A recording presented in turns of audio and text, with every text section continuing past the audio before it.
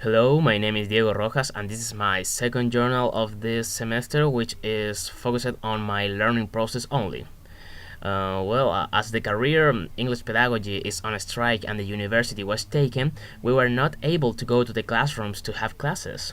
Instead, the teachers sent us different activities via virtual in order to not lose all the content of the unit that we were studying. In consequence, given these conditions, the planning cycle assumed more relevance, especially now that we were not as exposed to the English language as we usually are.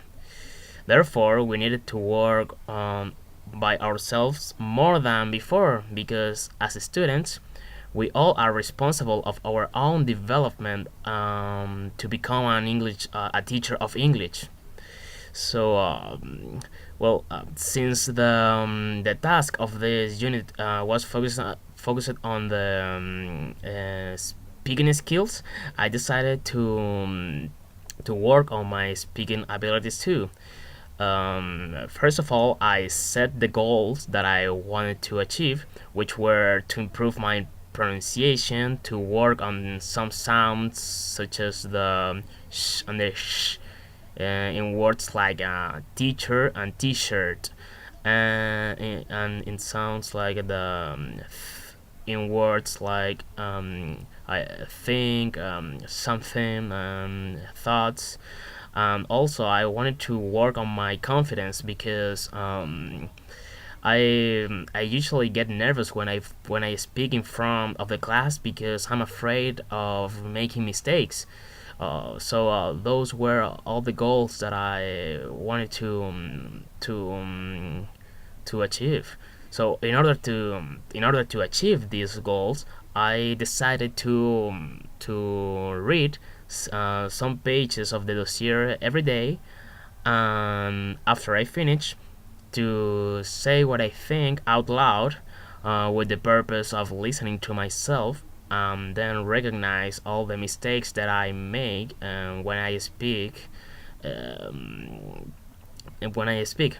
Nevertheless, I realized that this exercise was not good enough to achieve my goals. Consequently, after a discussion with my classmate Anna Belém, we decided to meet twice per week and start a conversation by asking some questions related to the main topic of the unit, which was teachers' activism.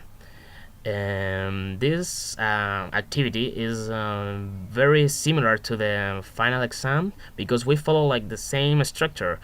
One person asks a question and then provides a feedback regarding the speaking skills.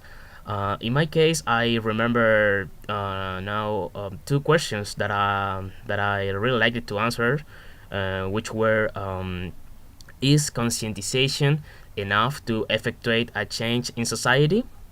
And what is the difference between teacher and educator? I remember those questions because I really liked to answer them because I really like that topic in when we speak about education and teachers. And the feedback that Ana Belém gave me was very useful because she told me that sometimes I was redundant and that I had many pauses in the moment of answering a question. Also, she told me that I had some issues with the pronunciation of some words.